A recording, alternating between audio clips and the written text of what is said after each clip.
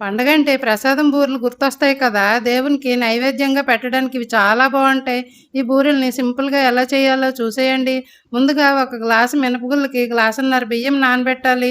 5 గంటలు నానబెడితే సరిపోతుంది. ఇప్పుడు స్టవ్ మీద కడాయి పెట్టి నెయ్యి వేసి, జీడిపప్పు, కిస్మిస్ వేసి వేయించి పక్కన పెట్టి, అదే కడాయిలో ఒక గ్లాసు గోధుమ రవ్వ వేయించాలి.